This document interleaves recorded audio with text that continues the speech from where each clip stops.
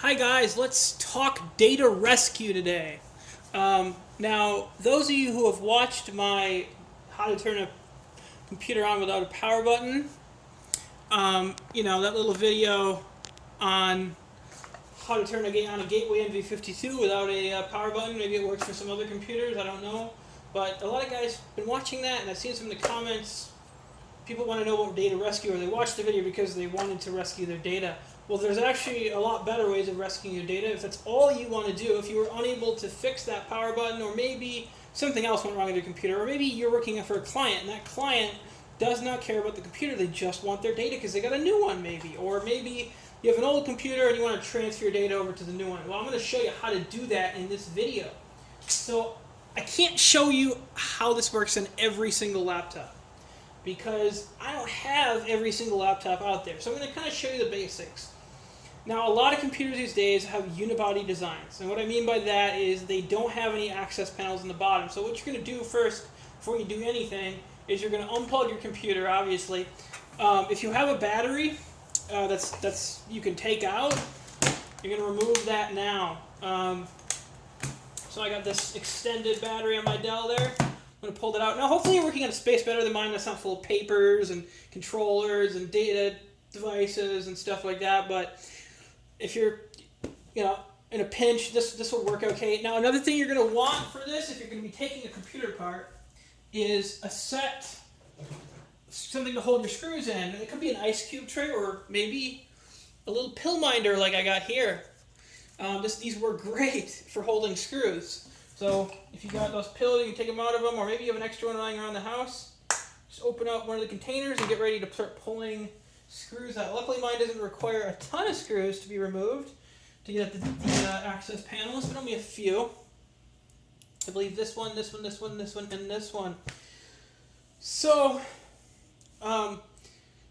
if you have a desktop, this is going to be done obviously a lot different. I don't have a desktop to show you, but you pretty much just open it up and you have access to the hard drive. Make sure, of course, the computer's off, and you unplug all the Molex connectors and the ribbon cables. Careful of the ribbon cables, and then pull them out, and then you can unscrew if your computer has a screwed-in drive bay, or just pull that drive out maybe. You'll have a desktop drive to deal with, in which case you're going to need a special kind of adapter for it. A SATA adapter, more than likely, unless you're dealing with a really old computer, in which case you'll need an adapter that looks like this, because it'll have a bunch of pins on it. But if I'm going to show in the description different devices you're going to need, because you're going to need a special device in order to do this. For laptop drives, you'll be something like this. It's got a USB cable on the one end and a little adapter for the SATA drive on the other end. This will not work for desktops, unfortunately. You will need a different type of connector for that. I actually don't recommend this particular one. I've had problems with it. There's better ones out there. I'll show you in the description, of course, where to find that stuff. And obviously, you're gonna need your trusty computer repair kit. If you don't have screwdrivers laying around the house, even if you do, it might be a good idea to pick one of these up if you're going to be doing this quite a bit. I have two of them. This one is a little old. It's they have the screwdrivers have some magnetic material on them, which is okay for computers these days,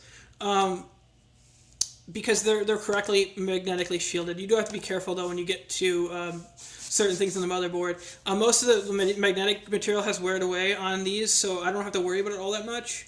But if nothing else, have some kind of a magnetic tool in here. Like I have this guy, he's magnetized. Not sure why it is, but it is. And the end is really good for picking out those screws that get stuck in places. I've added a screwdriver for certain sizes. I have a thermal compound if I want to put in a new CPU, maybe. Just have a lot of stuff in here that's good for a lot of different stuff, and it's all gotten mixed up. It tends to happen around here with this toolkit. So I think for mine I need a size. I think this is the right size here. This one on the end. I think this is the right screw. I'm not quite sure. Let's try it. If I'll need the bigger one maybe. And we're going to very carefully, I don't know if you can see me doing this, very carefully take out these screws. Be very careful on a laptop especially.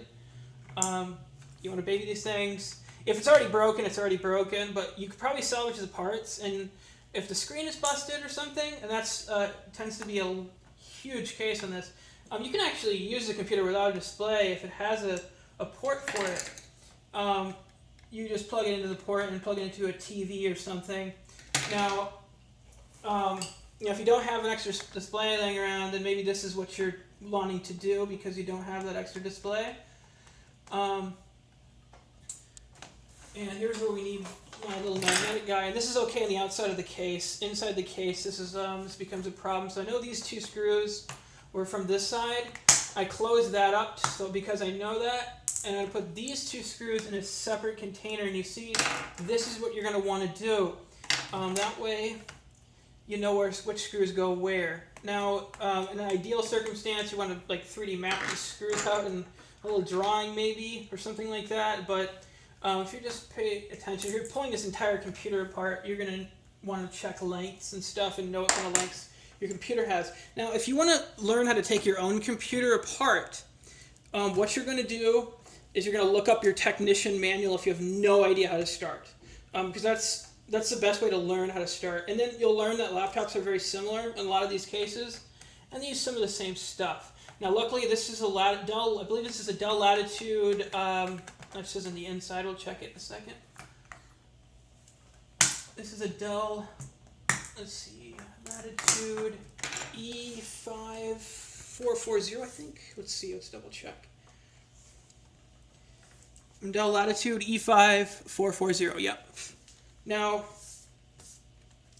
you can also do some interesting stuff with taking it apart, cleaning out the keyboard and the like, which is a good idea if you have a lot of grime on your keyboard. Alright, at this point I believe I've gotten all the screws that are necessary to take this apart.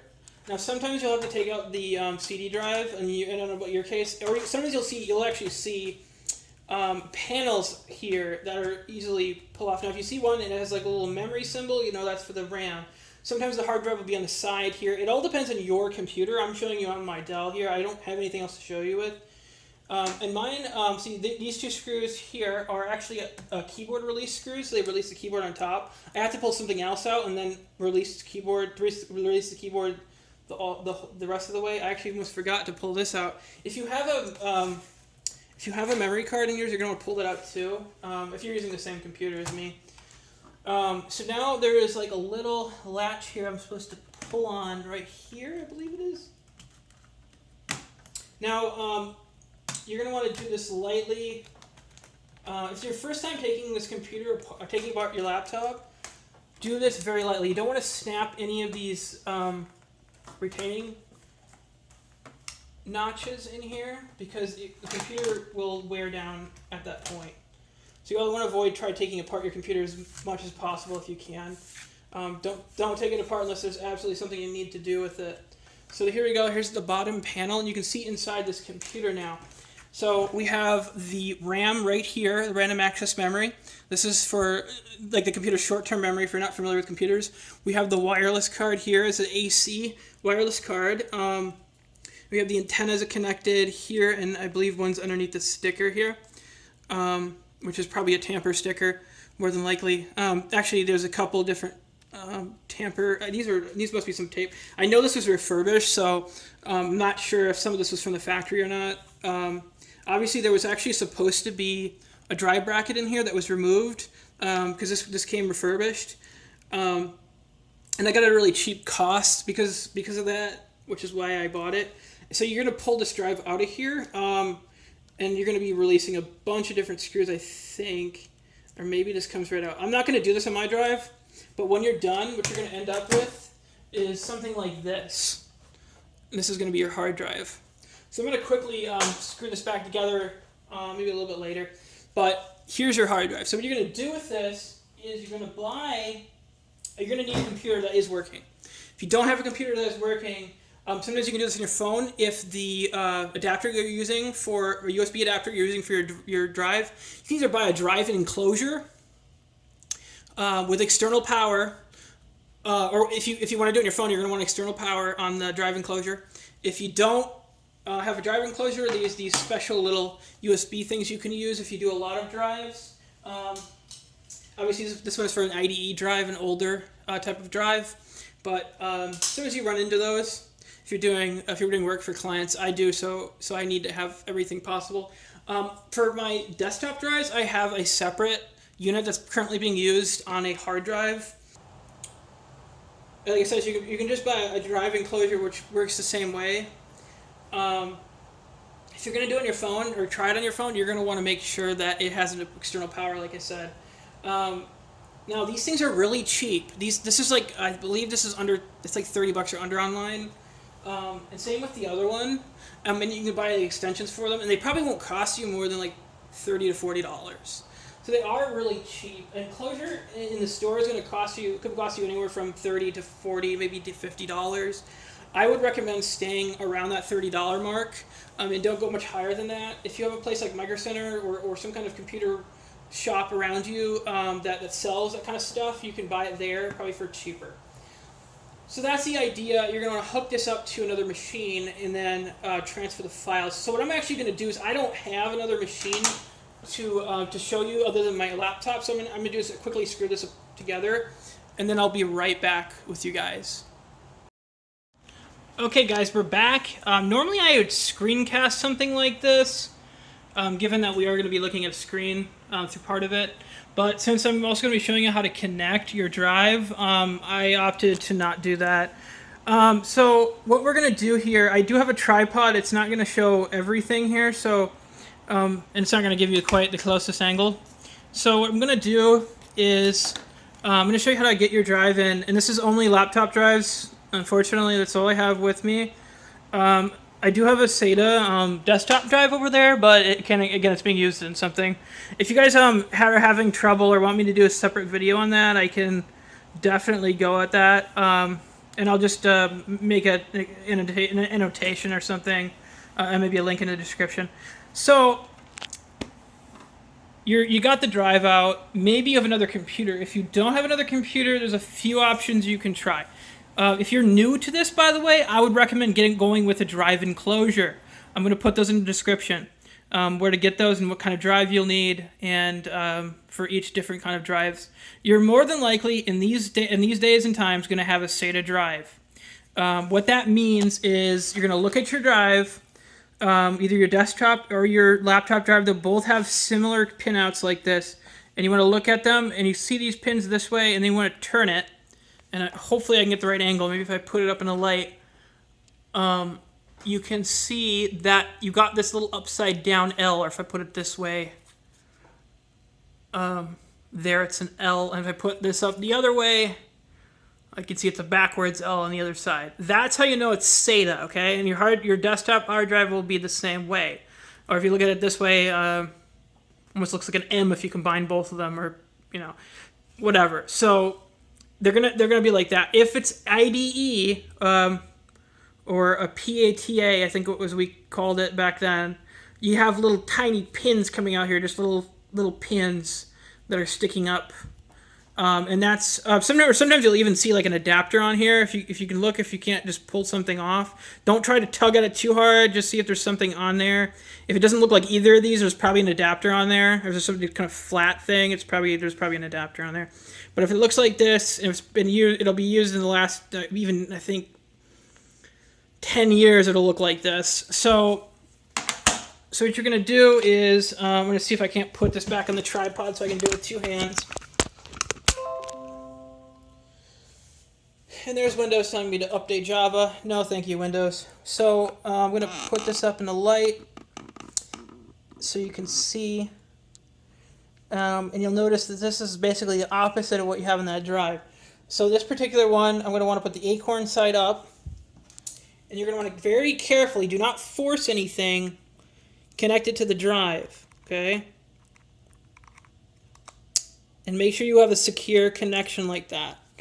If you have a desktop hard drive, the same thing's going to be going for the drive enclosure, the top part of the drive enclosure. And you can choose to put it inside the drive enclosure or not to. If you do not put it in the drive enclosure, even if you do, be very, very careful if your drive is mechanical, and most of your drives will be. That means there'll be spinning discs in there. So I'm going to show you how to plug this in. If I can get the right lighting, I'm going to pull it off the tripod again. So what you're going to do is going to take that USB, and I know I said be careful here, and here I'm not being so careful. You're going to carefully plug it into your USB port. Now notice, this is blue, which means it's USB 3.0. And you'll see that SS symbol. Now, my computer was built shortly before that became, I think, a thing. Mine's not. I can't even see it because of the light. Maybe I can get a flashlight in here, and that'll help. So, if you look here, it's not blue, but there's an SS symbol up there. No, that doesn't stand for Secret Service or Secret Police. That means it's, and you can't see it, unfortunately. Just believe me that it is USB 3.0. And you're going to plug it in here. And once you got it plugged in, you should hear Windows come up and give you a little chime. I forgot to mention, if you don't have a extra computer to do that, if you can't ask your friends, if you just can't get a hold of another computer, if you can't go to the library and do this, you can buy a Raspberry Pi. These are $35. All you need for this is if you want to buy a case, it's like another $8 or less if you can find it for that price. You can plug this into your TV via HDMI, or even your old tube TV if you have an adapter. If you don't have an adapter, buy one at the computer store that sells this, or order one online. Again, these are $35. These are cheap as you're going to get for a computer. And you can connect your USB hard drive to this, provided it has external power. And that's what I'm saying. You're going to want to find an enclosure with external power. This would probably not work with my Raspberry Pi. I could try it to see if it will work. But again, try to find something with external power if you can. Now with these laptop drives, you're probably not going to be able to find something like that. Again, if it works on the Raspberry Pi and you have external power, it should work on your phone with an OTG cable. I know I've said that a number of times, I think. This is what an OTG cable looks like. It's got your standard micro USB on one end, and it's got your female USB on the other. They're special cables. I'll put those in the description too. They're like $1 or, maybe a little more than that online. If you can find them in retail, probably at a computer superstore. You won't be finding them like at Best Buy or anything. Maybe Best Buy sells them now. I don't know. So once you got that plugged in, you can see it came up as a drive on my computer. So now I can take my mouse and double click it, and of course copy the files over. This should be fairly easy to do. This is pretty pretty self-explanatory. Now sometimes I have a problem with this particular enclosure. It won't let me into my user folder. I'm just checking to see if it's going to do that again, and it looks like everything is good. That's why I don't recommend this particular one. I've had problems with it. Another thing is you want to check your USB ports. Don't put this in unstable area. Don't put this on your bed or anything. Make sure it's stable. Make sure it's connected. Make sure it stays connected, because if it disconnects either during a transfer or even just on its own, these things can have serious trouble, and you don't want to move that drive. There's spinning discs in there, and it can totally destroy your drive if you are not careful. So once you get to this point, you can just copy your files. If you don't know where your files are, go to the disk and then go to users. If you have Windows, I'm assuming you have Windows. You go to users, your name, whatever your username was, and then you can download this whole user folder, or just find stuff that you wanted, like stuff in your desktop or downloads or whatever. And once you're done with that, copy them to your current computer or to your Raspberry Pi. If you do it your Raspberry Pi, make sure your Raspberry Pi has a huge SD card on it, or a flash drive, or something to put that data on. So if you go to your computer superstore, you buy your cable, you buy your Raspberry Pi or your other computer or whatever you get to transfer that data. Get one of these. Make sure that you have a place to put your data, because you gotta have somewhere to move this to. And if you didn't get a flash drive, you weren't lucky enough to get a flash drive from your store, you're going to want to get a micro SD card to put in your Raspberry Pi and set that up. And that's going to be a whole other thing. I'll make a video or maybe link a video on how to set up a Raspberry Pi. I don't really have much interest in making a video on how to set them up, but I do have a video. I'm going to make videos on how to make them into things. So this is a 32 gigabyte SD card that you can get at Micro Center for $10, guys. These are super cheap. You can get them online for the same prices. Again, if you can shop anywhere, shop at a computer superstore. They're going to give you cheaper prices than you would get at Best Buy. So I think this video is pretty much done. You guys can post questions in the comment section. I think I've shown at least talked about multiple ways you can do this. So my favorite way is to pull the hard drive out. Now you can use the same method if you're not doing data rescue. Let's say there's a virus in the person's computer. Believe it or not, you can remove a virus this way. Let's say it's a ransomware. It's taking over the whole screen. And you can't get to a virus scanner. Now you can scan the drive with an external virus scanner, but that might not remove everything. So I'll make a separate video on how to do that. If you guys are interested, you can actually get into registry keys and stuff like that through another computer. And you will need a Windows computer for that, or a rescue CD or something. You can actually do all this via rescue CD if you have another medium, either a flash drive, or another hard drive, or a micro SD card, or something to put your files on. You can actually run a rescue CD or a rescue USB if you have more than one USB port, or if you have a hub or something. If you run out of USB ports, my computer only has 3, and you can hook this in to make 1 into 4. So that's my video, guys. Again, if you need any clarification, let me know.